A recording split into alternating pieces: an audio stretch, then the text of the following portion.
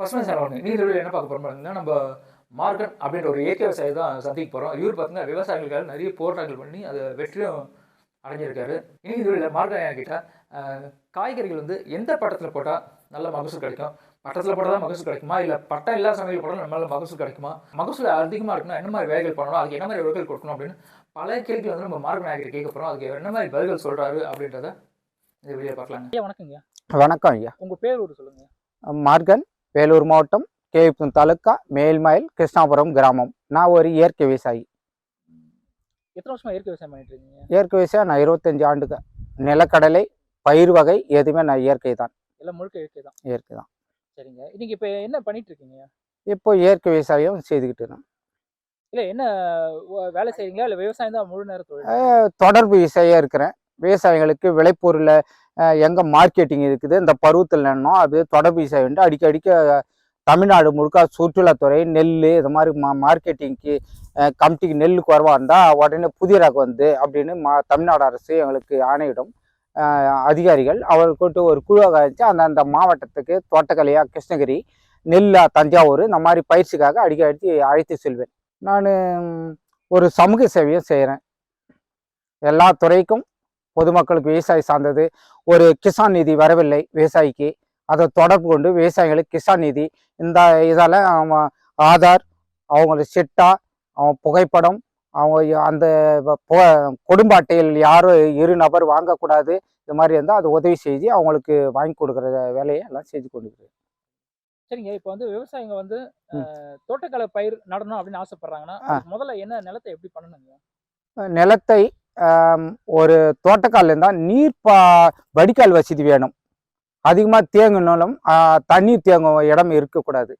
அது வேறு அழுகல் வந்து காய் தன்மை அழுகும், அது வீரியம் குறைந்து இருக்கும். அதனால மண் ஒரு விவசாயம் செய்ய போறோம்னா அந்த மண்ணை பிடித்து ஒண்டை பிடித்தால் ஒண்டே ஆக வேண்டும். காட்ட முடியுமா எப்படி? இது ஒண்டை பிடித்தால் ஒண்டே ஆகணும்.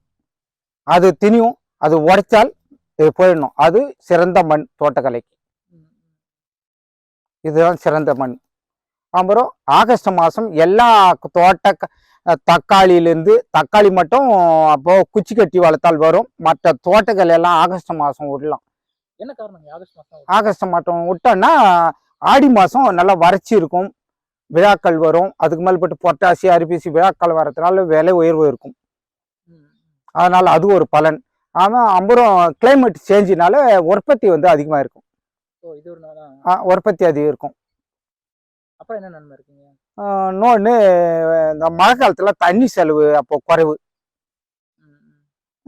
விளைச்சல் அதிகமாக எடுக்கலாம், தரமான காய் இருக்கும். அதுக்கு எந்த மாசத்துல எந்த மாசம் சரியா இருக்கும்ன்றீங்க? ஆகஸ்ட்லேருந்து பொட்டாசி வரைக்கும் நடவு செய்யலாம். வெண்டை, கத்திரி இதெல்லாம். இன்னொன்று சித்திரை மாதம் தேர்ந்தெடுத்து நடலாம் தோட்டக்கலைக்கு. அது நல்ல விலை போகும். தை மாதத்துல எப்போதும் விலை குறைவாக இருக்கும் காய்கறிகள். என்ன காரணம்னா எல்லா விவசாயியும் அவங்கவுங்க ஒரே நேரத்தில் பயிர் செய்வார்கள். அது ஒரு காரணம். நம்ம கொஞ்சம் மாற்றி செய்யணும். மார்க்கெட்டிங் போகும்போது என்ன காய் டிமாண்ட் இருக்கு அதுவும் பார்க்கணும். நம்ம அந்த காய்கறி விலை இருக்கும்போது சில பேர் தனி கட்டம் விட்டுருவாங்க, நடவு செய்யாம நம்ம அதை அணுகி உற்பத்தியை பெருக்கணும்.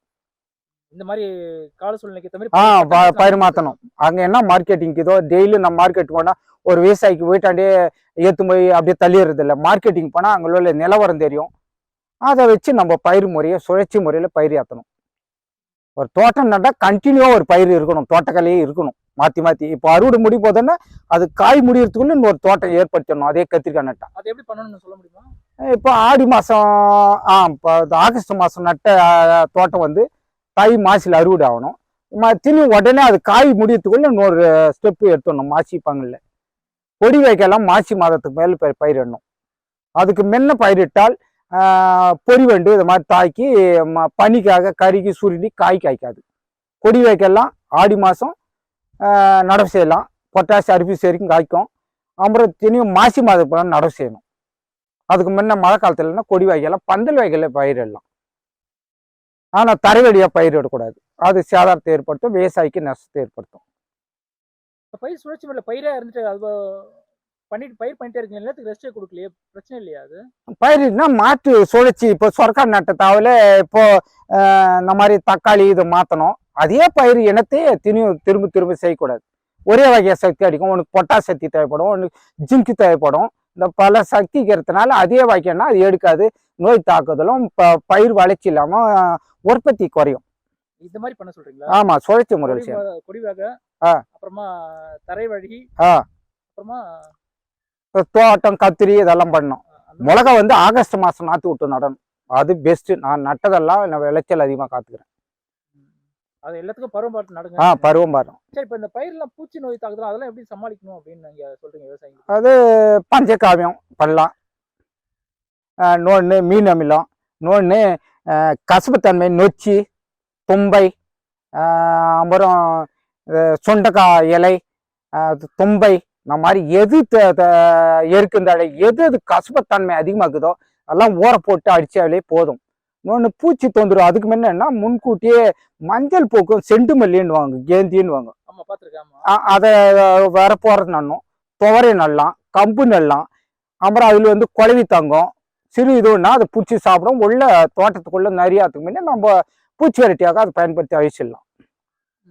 ஏதாவது இப்போ இந்த பயிருக்கு மேலே ஹைட்டா இருக்கிறது வாழணும். வரிசை பிரகாரம் துவரை அப்படியே வரிசையா ஸ்டெப் ஸ்டெப்பாக வர மாதிரி நட்டா அந்த சின்ன பூச்சிங்க வந்து இனப்பெருக்கை செய்யறதுக்கு நல்ல கவர்ச்சியாக்கத்தில் தான் வந்து உட்காரும் மஞ்சள் நேரத்தில்.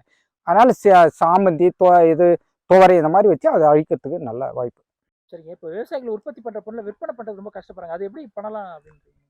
உற்பத்தி பண்றேன்னா நம்ம போய் மார்க்கெட்டிங்கில் கொண்டு போகணும். எல்லாம் நம்ம ஏற்படுத்திக்கணும். நம்மளுக்கு தரமான பொருள் கொடுத்தா விவசாயிங்க தானா மார்க்கெட்டிங்க்கு போயிடலாம். ஆனா விவசாய பொருள் உற்பத்தி பண்றதா ஒரே நேரத்தில் விலை குறைவு தான். அதை தவிர்க்கிறதுக்கு அரசாங்கம் கிடங்கு அமைச்சு கொடுக்கணும். பதப்படுத்துற கிடங்கு, பழங்கள் இதெல்லாம் அதுக்கு தேவைன்னா என்ன மாவட்டத்தில் என்னென்ன விளையுதோ அந்தந்த தகுந்தாற் போல அந்தந்த ஒன்றியத்துல விளைபொருளுக்கு பதப்படுத்தல் வேணும். நான் வேலூருக்கு இப்போ நான் ஒரு கமிட்டிக்கு நெல்லோ ராகியோ கொண்டு போறேன்னா பஸ்ஸில் காய்கறிக்கு மட்டும் ஒவ்வொரு சந்தைகளை பஸ்ஸுக்கு இலவசமாக கொடுத்துட்டாங்க. இப்போ நான் வந்து இப்போ ராகி கொண்டு போறேன், பயிர் வகை கொண்டு போறேன்னா அரசாங்கமே ஏன் இன்ஜின் டிபார்ட்மெண்ட்ல உழவுக்கு மட்டும் மானியமும் கதிர இருக்கும் இயந்திரம் எல்லாம் கொடுத்துட்டு போயிருக்கு. எங்களுக்கு டிரான்ஸ்போர்ட் வசதி கொடுத்தா நாங்கள் ஏற்றுமோ விற்பனை கொண்டு போவோம். அப்புறம் இப்போ ராமநாதபுரத்தில் சிறுதானியம் விளையுது, வேலூர் மரத்தில் பயிர் வகை விளையுது. அங்கிருந்து எங்களுக்கு ஒரு ஒன்றியத்துக்கு ஒரு அமைப்பு, ஒரு இடம் போட்டு கொடுக்கணும். என்னது விற்பனை மையம் அந்த விவசாய மன்றத்தில் அந்த மாவட்டத்தில் இங்கிருந்து எத்துமானா நேரடியாக நாங்கள் விவசாயிக்கு விற்பனை செஞ்சுக்குவோம். அந்த வசதி எல்லாம் பண்ணி கொடுக்கணும் அரசாங்கம். இன்னும் சில விஷயம் அந்த இப்போ இயற்கை விவசாய மன்றத்தினால இப்போ இந்த புறம்போக்கு நிலம் நத்தம் இருக்குது, அதெல்லாம் வேளாண் காடு அமைச்சு கொடுத்தாங்களா தலைவெட்டி நாங்கள் இயற்கை உரமாக பயன்படுத்திக்குவோம். அந்த பஞ்சாயத்துக்கு வருமானம் வரும். இதை பண்ணி கொடுக்கணும்.